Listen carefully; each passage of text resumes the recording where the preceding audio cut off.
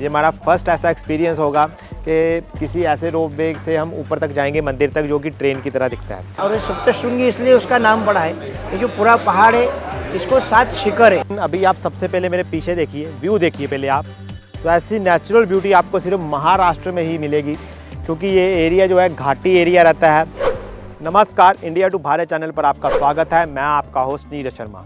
इस समय हम महाराष्ट्र की यात्रा पर हैं। पिछले एपिसोड में हमने शुरुआत की थी महाराष्ट्र यात्रा की नासिक से, और आज हम पहुंच चुके हैं नासिक से 70 किलोमीटर की दूरी पर स्थित सप्तशृंगी धाम में। यहाँ पर मेरे पीछे आपको जो पहाड़ी दिख रही है, और वो देखिए पहाड़ी के यहाँ से मंदिर भी आपको दिख रहा है, वहाँ पर अभी हमने जाना है। तो आज के एपिसोड में हम आपको सप्तशृंगी का पौराणिक इतिहास, यहाँ पर रहने की व्यवस्था, खाने की व्यवस्था और आसपास के जितने भी मुख्य तीर्थ स्थल हैं उनके दर्शन करवाएंगे। अभी हम यहाँ से जाएंगे, रोपवे का टिकट लेंगे। यहाँ मंदिर तक पहुँचने के 2 रास्ते हैं। एक आपको जो मंदिर के मेरी बाईं तरफ दिख रहा है वो है पैदल यात्रियों के लिए, अगर आप पैदल जाना चाहते हैं। 400 के करीब सीढ़ियाँ हैं, आपको 30 से 35 मिनट लगते हैं। और दूसरा है रोपवे से। रोपवे के लिए आपको टिकट लेना पड़ेगा, मंदिर के बिल्कुल सामने ही वो टिकट काउंटर है। तो चलिए पहले हम रोपवे का टिकट लेते हैं और फिर आगे की यात्रा का आपको बताते हैं। तो अभी हम उस पर्वत के ऊपर जाएंगे माता जी के दर्शन करने के लिए। जो नीचे जहाँ पर अभी हम खड़े हैं, इस स्थान को एक गांव है जिसे वानी नामक गांव कहा जाता है। आपको यहाँ तक आना होता है और फिर आगे ऊपर दर्शनों के लिए जाना होता है। भक्त निवासन है यहाँ पर। अभी हम जा रहे हैं रोपवे तक, तो वो आधा किलोमीटर का डिस्टेंस है। पीछे मेरे मंदिर है, उसके बेस पॉइंट पर ही यहाँ पर लोगों ने प्राइवेट पार्किंग के लिए काफ़ी स्पेस रखा हुआ है। तो ये आप अपनी गाड़ी इधर लगा कर भी सीधे आगे सामने रोपवे है, वहाँ पर टिकट लेकर ऊपर मंदिर तक पहुँच सकते हैं। तो ये फ्यूनिक्यूलर रोपवे की हमने टिकट ले ली है। ये हमारा फर्स्ट ऐसा एक्सपीरियंस होगा कि किसी ऐसे रोपवे से हम ऊपर तक जाएंगे मंदिर तक, जो कि ट्रेन की तरह दिखता है। तो अंदर जाकर आपको रोपवे दिखाते हैं। जो टिकट प्राइस है यहाँ पर वो 120 रुपये प्रति व्यक्ति है, एक आदमी का आने और जाने। तो चलिए अब रोपवे से सप्तशृंगी मंदिर तक पहुँचते हैं। अंदर एक छोटा सा मॉल भी बना हुआ है, वहाँ से होकर हमें गुजरना है।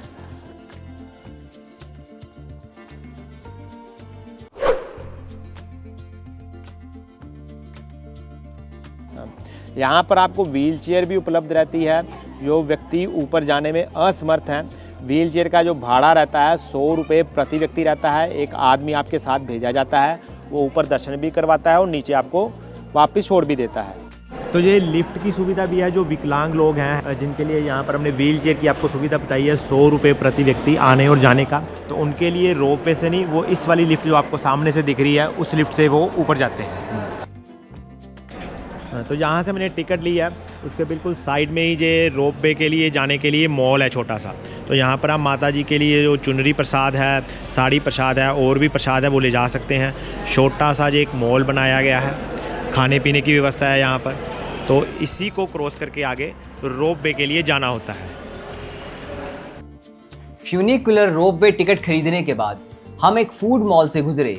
हमने कुछ सीढ़ियाँ चढ़ी और एक जगह पहुँचे जहां हमने अपनी चप्पलें और जूते उतार दिए। भक्तों को फ्यूनिकुलर रोपवे के अंदर नंगे पैर बैठना पड़ता है, क्योंकि यह रोपवे भक्तों को सीधे पहाड़ी की चोटी पर स्थित सप्तशृंगी मंदिर के मुख्य परिसर में ले जाती है। हम अपने जीवन की पहली फ्यूनिकुलर रोपवे की सवारी का अनुभव करने के लिए बहुत उत्साहित और रोमांचित थे। आखिरकार हम रोपवे कैबिन के अंदर पहुंचे और अपनी सीट पर बैठ गए। तो अभी रोपवे में हम बैठ चुके हैं। एक ट्रेन की तरह ही ये दिखता है रोपवे। ये देखिए मेरे पीछे 1 2 3 4 5 ये इधर सीट है, 5 ही मेरे सामने सीट है। नीचे की तरफ 5 रो और हैं, जैसे ट्रेन में होती है ना, लेकिन ये डाउन की तरफ है। तो पूरी ट्रेन ही लगती है और बीच में हॉर्न भी इन्होंने मारा था। तो ये हॉर्न भी आया, देखो आप हॉर्न, और ये देखिए हॉर्न भी बजा अभी ट्रेन की तरह ही। तो ये ऐसा एक्सपीरियंस पहली बार है इस तरह का रोपवे। हमने बहुत से मंदिरों में रोपवे का सफ़र किया, लेकिन ऐसा रोपवे जिसे कि फ्यूनिकुलर रोपवे कहा जाता है, ये हमारा फर्स्ट एक्सपीरियंस होगा। तो जो डाउन की तरफ है ना सीट्स, वो थोड़ा सा देखने में यहाँ से डर भी लग रहा है। वो ऐसे लग रहा है नीचे की, बल्कि अब ऊपर की तरफ अपने को जाना है। तो बिल्कुल सीधी चढ़ाई है और ये रोपवे इतना हैवी लग रहा है मेरे को। ये ट्रेन है जो इंजीनियरिंग का कमाल और माता जी का आशीर्वाद ही कह सकते हैं। इतनी जो हैवी ट्रेन को बिल्कुल सीधी चढ़ाई पर ऊपर लेके जा रहे हैं जी।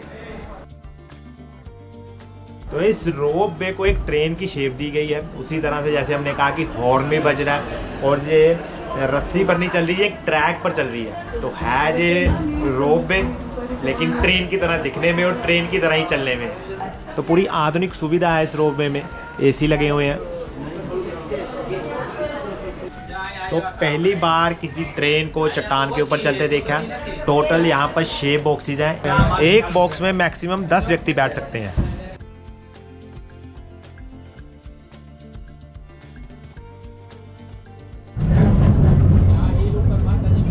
साथ साथ में ही जो ऊपर चढ़ने के लिए सीढ़ियाँ हैं, अगर आप पैदल यात्रा करके आना चाहते हैं तो वो बिल्कुल साथ ही चल रही हैं रोप वे के।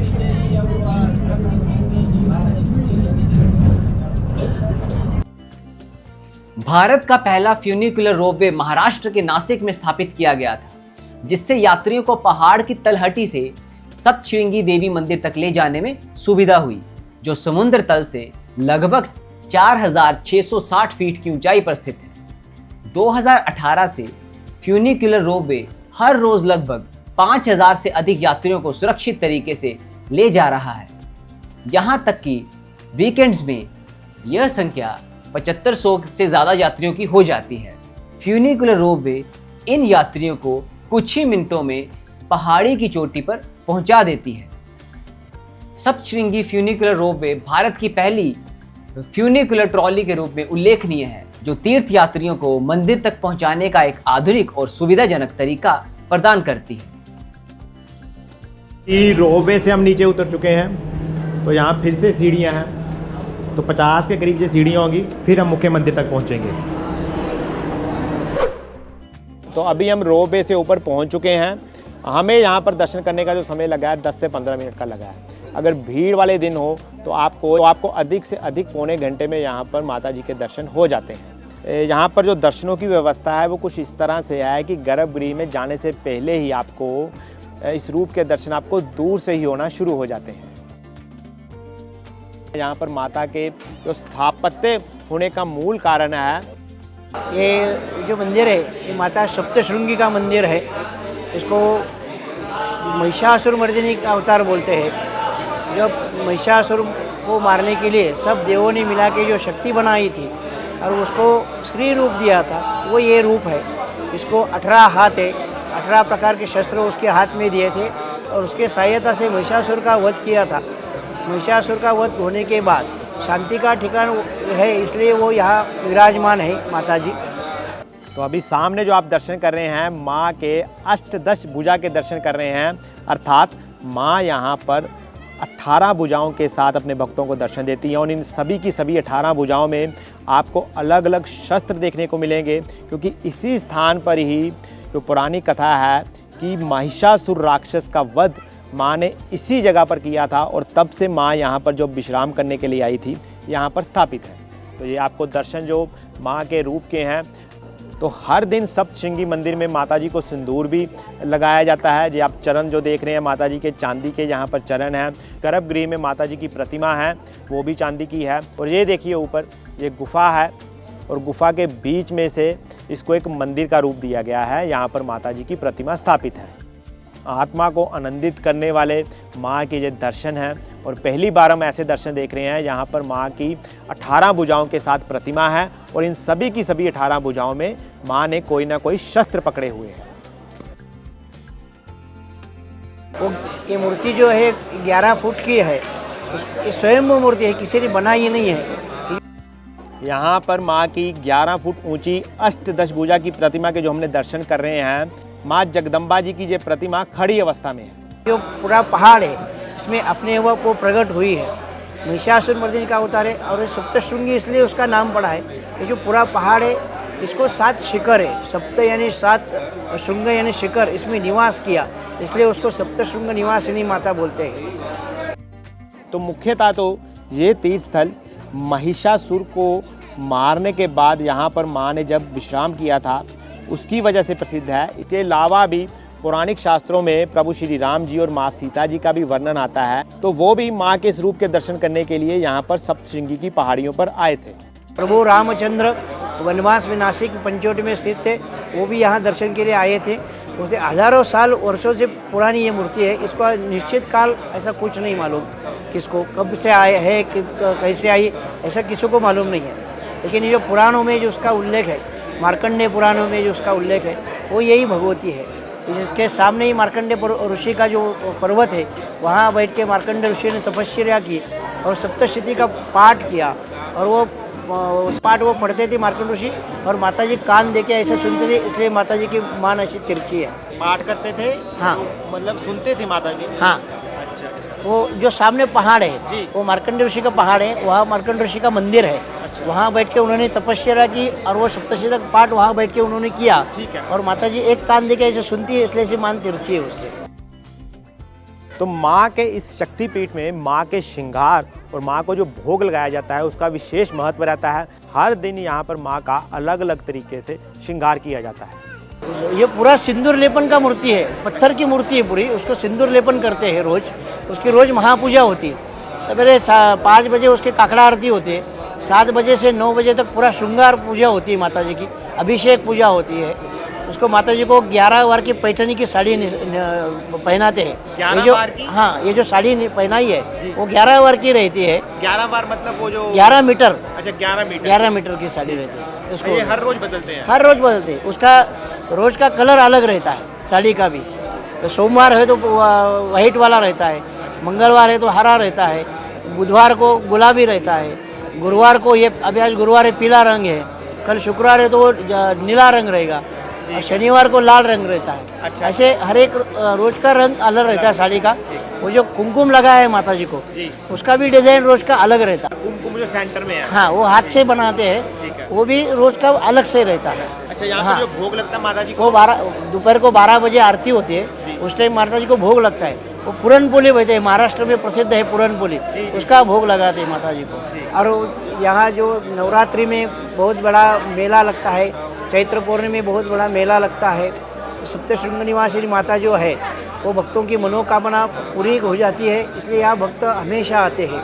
जो आप बोलेंगे वो आपकी मनोकामना यहाँ पूरी हो जाती है, ऐसा उसका पुराण में उल्लेख है। तो शिव पुराण के अनुसार सप्तशृंगी मंदिर एक शक्तिपीठ है। यहाँ पर माँ का दाहिना हाथ गिरा था। जैसे महाराष्ट्र में देवियों के 3.5 शक्तिपीठ है। अच्छा, इसको हाँ, ये मेरा बड़ा मूल प्रश्न था कि इसको अर्ध शक्तिपीठ क्यों कहते हैं? अर्ध शक्तिपीठ नहीं बोलते इसको, अद्य स्वयंभू शक्तिपीठ बोलते हैं इसको। अद्य स्वयंभू शक्तिपीठ। अच्छा, ऐसा बिगड़ कर बोलते हैं। अर्थ हो गया है। हाँ, माता जी जो शक्तिपीठ जो है स्वयंभू शक्तिपीठ है। महाराष्ट्र में 3.5 शक्तिपीठ है। कोल्हापुर में महालक्ष्मी है, तुळजापुर में महाकाली है, और माहूर में रेणुका है। वो 3 पीठ मूल रूप है। और इसको सप्तशृंगी आधा पीठ नहीं बोलते, ये आद्य स्वयंभू शक्तिपीठ बोलते हैं। ये जो सब देवों ने मिला के जो शक्ति दिया था और उसका जो स्त्री रूप दिया तो वो ये रूप है, इसलिए उसको आद्य स्वयंभू शक्तिपीठ बोलते हैं। आद्य। और एक मान्यता ये भी है कि छत्रपति शिवाजी जो सूरत के युद्ध के जीतने के बाद माँ के इस शक्तिपीठ पर सब प्रथम दर्शन करने के लिए आए थे। तो मंदिर के गर्भगृह में आपको बहुत से वानर भी दिखेंगे, तो अपने सामान का आपको खुद स्वयं से ही ध्यान रखना है। टेंपल टाइमिंग बता दीजिए। टेम्पल का टाइमिंग जो है सवेरे 5:30 बजे मंदिर खुल जाता है, रात को 8:30 बजे तक खुला रहता है। 8 बजे के नहीं, बीच में नहीं बंद होता। तो यहाँ पर जगदम्बा जी का जो मूल स्थान है वो बहुत ऊंचे पतले शिखर पर है, वहाँ कोई जाता भी नहीं है। मूर्ति प्रतिमा यहाँ पर स्थित है और वहाँ तक ही यात्री आ सकते हैं। जो ऊंचे शिखर पर है वे केवल उत्सव के समय एक व्यक्ति ध्वजा लगाने जाता है। अगर आपको दिख रहा हो तो वो देखिए सामने ऊपर ध्वजा है, तो वो मूल स्थान माना जाता है माँ जगदम्बा जी का। माता सप्तशृंगी के दिव्य दरबार में माथा टेकने के बाद हम फ्यूनिक्यूलर रोपवे के जरिए पहाड़ी की तलहटी में पहुंचे। हमने उसी आकर्षक मॉल को पार किया जिससे हम अंदर आए थे। हमारे रास्ते में इतने सारे आकर्षक प्रसाद आइटम्स और स्थानीय लोकल फूड स्टॉल पर रखे हुए थे जिन्हें अनदेखा करना मुश्किल था, लेकिन हमने अपनी यात्रा जारी रखी क्योंकि हम सप्तशृंगी भक्त निवास कैंटीन में भोजन का स्वाद लेना चाहते थे। अभी ये माता रानी जी के दर्शन करके वापस यहाँ पर नीचे पहुँच चुके हैं उसी मॉल में। यहाँ से हमने टिकट लिया था रोपवे के लिए। तो यहाँ से अब जो दूसरा मुख्य तीर्थ स्थल है शिवालय को, आधा किलोमीटर की दूरी है, वहाँ पर अभी हम जा रहे हैं। A funicular रोपवे की बजाय सीढ़ियों के जरिए भी पैदल मुख्य सप्तशृंगी मंदिर तक पहुंच सकते हैं। सप्तशृंगी गढ़ की सवारी यहीं से शुरू होती है, जहां लिखा है पहली पायरी श्री गणेश मंदिर, और गणेश मंदिर के दूसरी तरफ महिषासुर मंदिर स्थापित है। आमतौर पर पैदल जाने वाले भक्त यहीं से अपनी यात्रा शुरू करते हैं। लगभग 550 सीढ़ियां चढ़ने के बाद भक्त देवी सप्तशृंगी के मुख्य गर्भगृह तक पहुंच जाते हैं। जो श्रद्धालु पैदल तीर्थ यात्रा के लिए सीढ़ियां चुनते हैं, वह एक चहल पहल भरे बाजार से गुजरते हैं। आप इस बाजार से कई तरह के प्रसाद खरीद सकते हैं और उन्हें मुख्य मंदिर में देवी को चढ़ा सकते हैं। वैसे इन सीढ़ियों से चढ़ाई हर किसी के लिए आसान नहीं है, खासकर बुजुर्गों या शारीरिक रूप से असक्षम लोगों के लिए। सीढ़ियों से चढ़ाई करने में लगभग 2 से ढाई घंटे का समय लग सकता है। सीढ़ियों के रास्ते में कुछ स्थानों पर छाया के लिए छज्जे भी बनाए गए हैं। सीढ़ियों से चढ़ाई करते समय आरामदायक कपड़े और जूते पहनना उचित है। साथ में पानी की बोतल भी रखिए। और अगर जो कोई सीढ़ियों से यात्रा नहीं कर सकता, जो लोग सीढ़ियों से चढ़ाई नहीं कर सकते, उनके लिए फ्यूनिकुलर रोपवे की सुविधा उपलब्ध है, क्योंकि फ्यूनिकुलर रोपवे तो कुछ ही मिनटों में आपको तलहटी से माता के गर्भगृह में पहुंचा देती है। तो इस मंदिर के आसपास आपको कई प्राइवेट लॉजिंग भी मिल जाएंगी।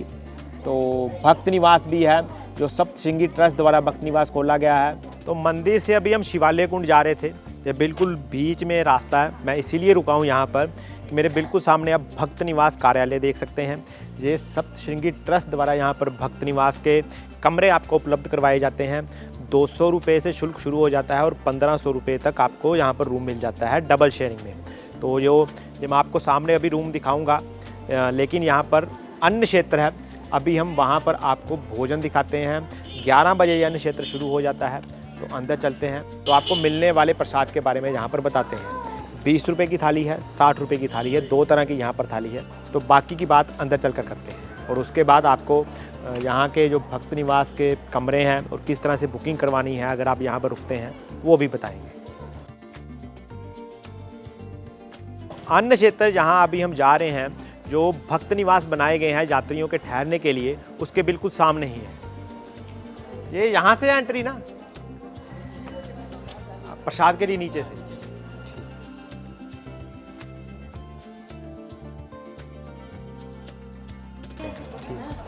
60 वाला कर दीजिए एक।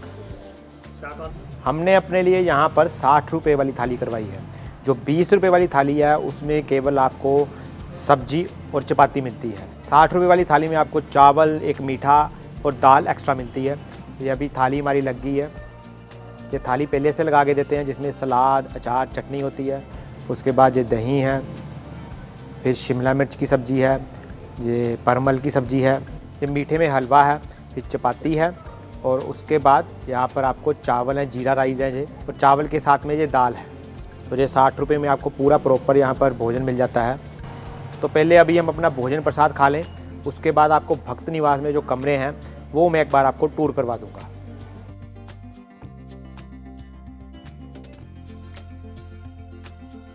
तो ये कमरे जो आपको मैं अभी दिखा रहा हूँ, अलग अलग यहाँ पर भक्त निवास है। ये कमरा जो आपको दिख रहा है सामने अभी, ये 400 रुपये में यहाँ पर कमरा मिलता है आपको।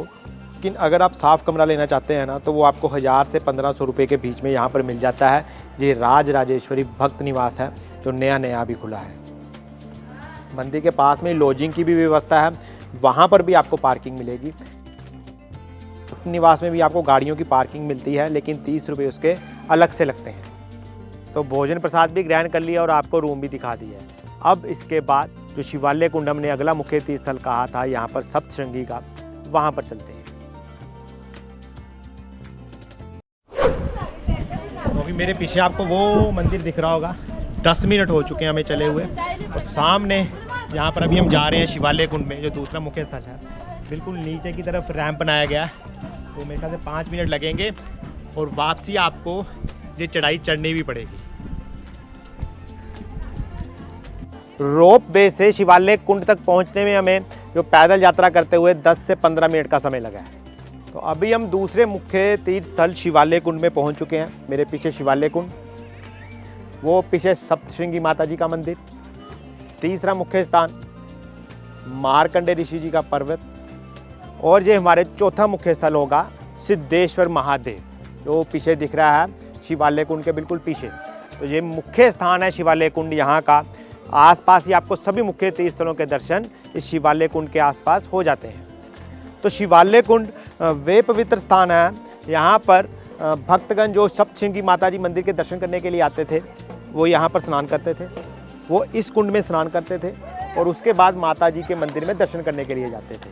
तो आज भी यहाँ पर एक पूरा चौकोर आकार का ये कुंड बना हुआ है। आसपास का जो इसका एरिया है वो काफ़ी खुला है, बड़े आराम से यहाँ पर यात्रीगण स्नान करना चाहते हैं तो कर सकते हैं, मुंह हाथ धोना चाहते हैं तो वो भी कर सकते हैं। शिवालय कुंड सप्तशृंगी देवी मंदिर क्षेत्र में स्थित एक प्राचीन और पवित्र जल कुंड है। इसका इतिहास देवी के तप और शिव भक्ति से जुड़ा हुआ है। कहा जाता है कि देवी सप्तशृंगी ने, जिन्हें यहाँ महिषासुर मर्दिनी के रूप में पूजा जाता है, उन्होंने यहाँ भगवान शिव की आराधना की थी। उनकी भक्ति से प्रसन्न होकर भगवान शिव यहाँ प्रकट हुए थे और उन्होंने यहीं पर शिवलिंग के रूप में वास किया था। इसी स्थान पर बाद में शिवालय का निर्माण हुआ और उसी के निकट यह शिवालय कुंड स्थापित हुआ। मान्यता है कि इस कुंड का जल अत्यंत पवित्र है और इसमें स्नान करने से पापों का नाश होता है। शिवालय कुंड का जल शुद्ध, ठंडा और औषधीय गुणों से युक्त माना जाता है।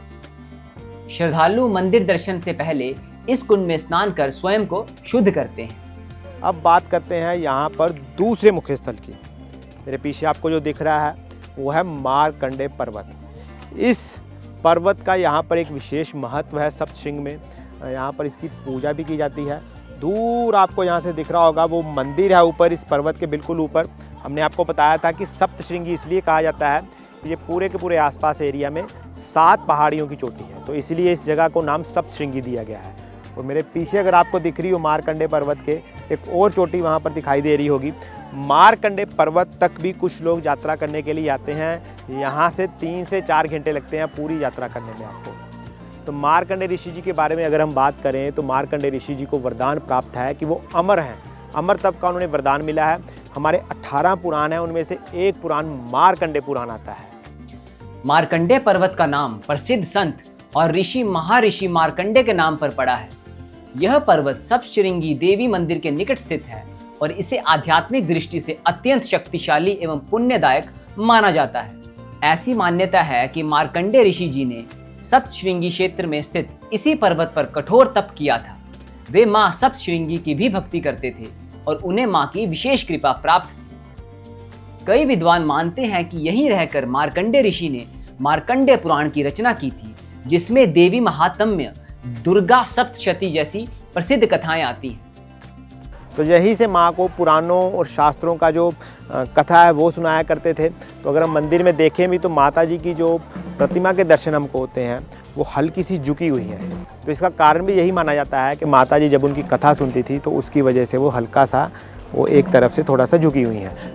मार्कंडे पर्वत हरियाली, चट्टानों और शांति से भरपूर है। पर्वत की चोटी पर एक छोटा सा मंदिर और ध्यान स्थल है। यह स्थान ट्रैकिंग और धार्मिक पर्यटन दोनों के लिए उपयुक्त है। यहाँ से सप्तशृंगी माता के मंदिर और आसपास के पूरे क्षेत्र का भव्य दृश्य दिखाई देता है। शिवालय कुंड के दर्शन करने के बाद हम शिवालय कुंड से कुछ मीटर की दूरी पर स्थित सिद्धेश्वर महादेव मंदिर में दर्शन करने के लिए कुछ सीढ़ियां ऊपर चढ़े। हेमांड पंथी श्री सिद्धेश्वर महादेव मंदिर। तो जो मेरे पीछे आप देख रहे हैं अति प्राचीन हिमांड पंथी श्री सिद्धेश्वर महादेव मंदिर। सिद्धेश्वर महादेव जी का मंदिर है। आगे जो हिमांड पंथी लिखा हुआ है उसका मतलब है निर्माण शैली। इसकी जो निर्माण शैली है, जो त्र्यंबकेश्वर ज्योतिर्लिंग का मंदिर है, बिल्कुल उसी तरह की निर्माण शैली है। वो भी हिमांड पंथी निर्माण शैली का था और ये भी। तो आइए अंदर चलकर दर्शन करते हैं। सिद्धेश्वर महादेव मंदिर भगवान शिव को समर्पित एक मंदिर है और यहाँ वे सिद्धेश्वर के रूप में पूजे जाते हैं। सिद्धेश्वर का अर्थ है सिद्ध, परिपूर्ण ईश्वर, अर्थात साधना और तपस्या से प्राप्त भगवान शिव का साक्षात रूप। ऐसा माना जाता है कि जब देवी सप्तशृंगी ने इस पर्वत पर तपस्या की थी तब भगवान शिव भी इस क्षेत्र में प्रकट हुए थे और सिद्धेश्वर के रूप में निवास किया था। इस मंदिर में स्थित शिवलिंग को स्वयंभू यानी कि स्वयं प्रकट हुआ माना जाता है। और इसका आकार और ऊर्जा विशेष रूप से पूजनीय मानी जाती है। इस मंदिर का निर्माण हेमाडपंथी स्थापत्य शैली में हुआ है, जो 13वीं सदी के यादव वंश के प्रधानमंत्री हेमाडपंत द्वारा विकसित की गई थी। इस शैली की खासियत यह है कि निर्माण में चूना या गारा नहीं, बल्कि केवल पत्थरों को आपस में जोड़कर मंदिर बनाए जाते थे। सिद्धेश्वर महादेव में शीश नवाने के बाद हमने अपनी सप्तशृंगी तीर्थ यात्रा जारी रखी।